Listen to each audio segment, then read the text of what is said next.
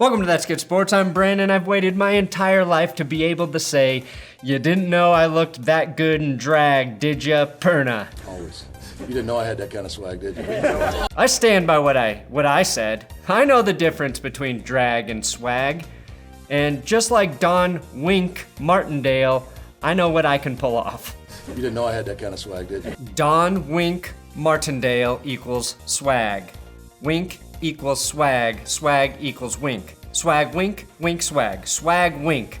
Swag Wink sounds like a clothing company started by three white guys who are trying to trick black guys into buying their clothes. This is a football show, and we can confirm the Washington Redskins potatoes jumped back ahead of the Jets for the most deplorably run organization. The Raiders win their final game in prime time. Cris Carter out at Fox, and Deion Sanders, head coach. And more NFL news I've got to update you on today.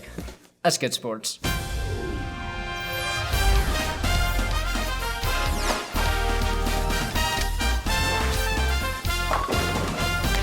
If you'd like me to buy a comb, please subscribe to this YouTube channel. Also, I have big Patreon shoutouts, but just a reminder, next week we will be dropping our first Patreon-only video. It's gonna be about tanking for quarterbacks in this QB draft class. So next week, that's coming to Patreon.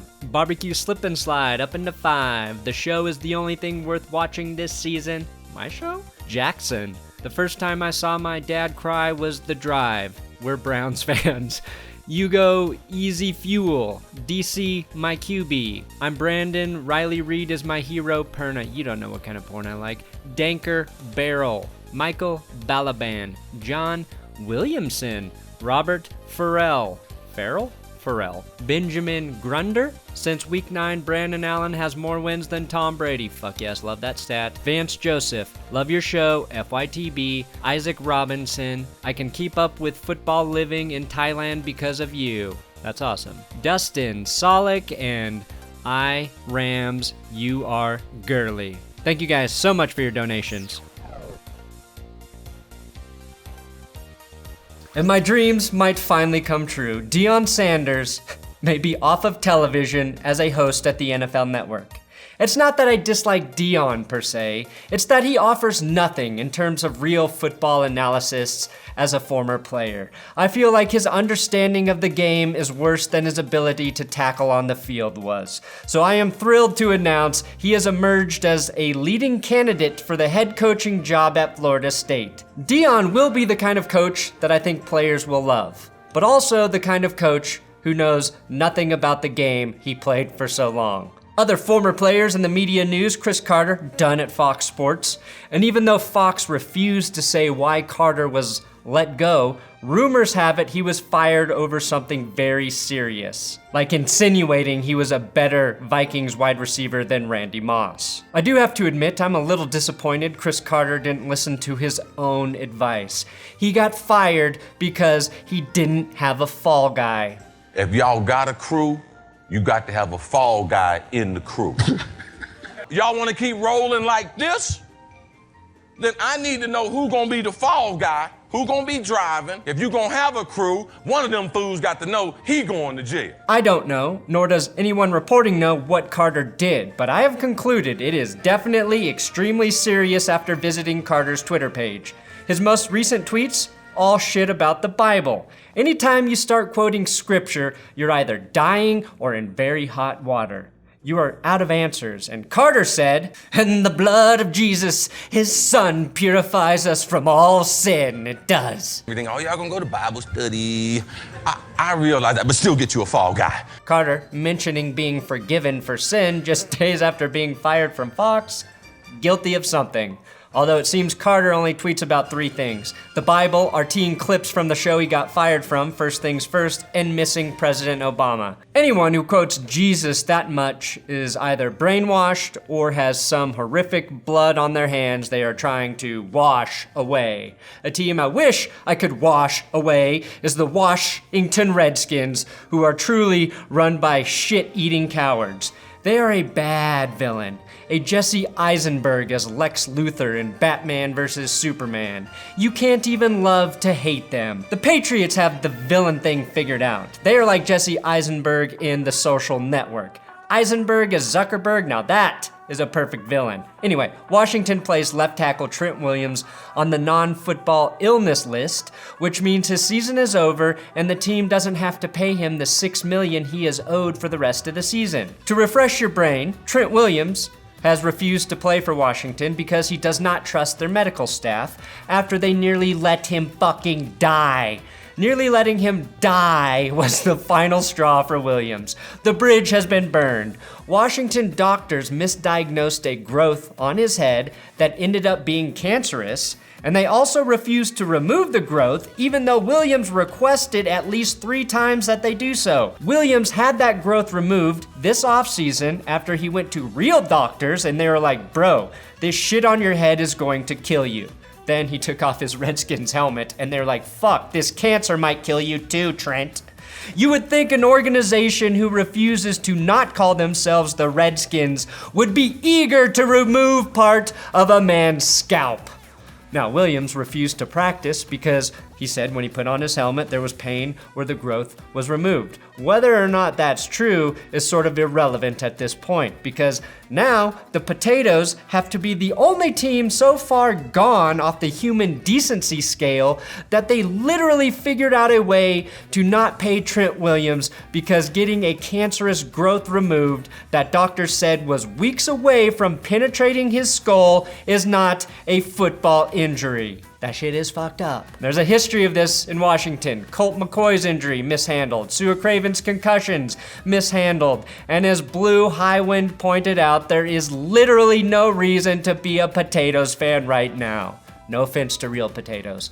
Now, time to lighten things up a bit. I have found my favorite Browns fan, Haz Matthews, at Hey Haz, and his Grammy-worthy song, I Can't Deal with Freddie's Play Calls No More. Don't wanna deal with Freddie. I can't deal with Freddie's play calls no more. We got good players, but we suck a lot. He wanna run the ball, but he won't use 24. I have created 3 football songs, and in one attempt, Haz outdid me. Baker Mayfield, at first, I thought had the perfect answer as to why he shaved off the handles of his handlebar mustache after losing to the Broncos. Then I realized he's just an idiot. The quarterbacks had a Movember mustache, and the original thought for me, to do the handlebars, I was undefeated before Sunday with the handlebar mustache, so I shaved it off because I didn't deserve it. Goddamn right, you don't deserve those handlebars. You were undefeated before Sunday with the handlebar mustache? What are you, fucking 5? Good Cris Carter's God. You can't criticize the media for dumb questions and a week later say something even dumber. Now I have defended Baker's right to say whatever he wants at the podium.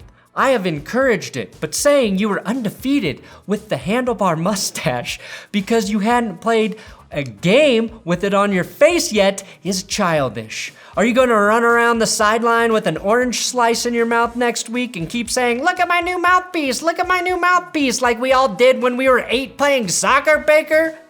Learn to read a defense so Hunter Renfrow, America's most powerful thighs, doesn't continue to outpace OBJ for touchdowns. Start taking the fact that you're wasting his career seriously. Some media member should have told Baker that was the dumbest response he could have given, and then walked up to the podium so they could just abruptly walk away.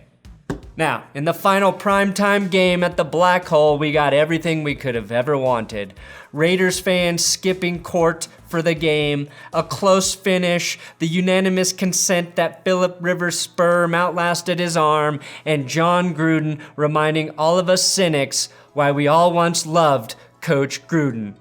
Because he loves everyone. And he said, I'm telling you, Jon Gruden tells me I love you more than any coach I've ever had in my life. What I want to really know is how does Jon Gruden say I love you to his players? Is it like, I fucking love you, man? Or is it like, see that, Derek? That's my heart beating. That's my heart beating faster and faster every time I see you. So when I say, I love you, Derek, I mean that from my heart. I love you. Now, let's talk about the Chargers defense, and remember, I love you. you. I hope it's the second one. Now, Philip Rivers' career ended in the black hole, which is ironic because usually Rivers and the word hole signify the beginning of life, not an ending. Rivers, I think, still has ball left in him. He just needs to get back to playing smart, fundamental football. And as a Broncos fan, it was hard not to want to see both of these teams lose this game. Like Stalin and Hitler trying to punch each other's mustaches off. Can't you both just die? The Raiders held on for a 26-24 victory, even though Daniel Carlson gift-wrapped a 1-point win for Philip Rivers by missing the PAT after Josh Jacobs scored the game-winning touchdown. This game actually taught me a lot about both of these teams. Surprisingly, outside of the penalties, the Raiders play pretty smart football. They play safe football, which is why they have been close in pretty much every game this season, except when they play a good team like the Chiefs, Packers, or Vikings. But for the most part, if you're a Raiders fan, you should be excited the direction this team is heading. Philip Rivers played even worse than his final stat line of 207 yards, 2 TDs, and 3 picks, including a pick 6 would indicate. He had 2 interceptions given back because of penalties, and he fumbled on a play that was recovered by the Chargers. He could have accounted for 6 turnovers in this game. Congrats to Raiders safety Eric Harris, who had 2 picks and a national coming out party.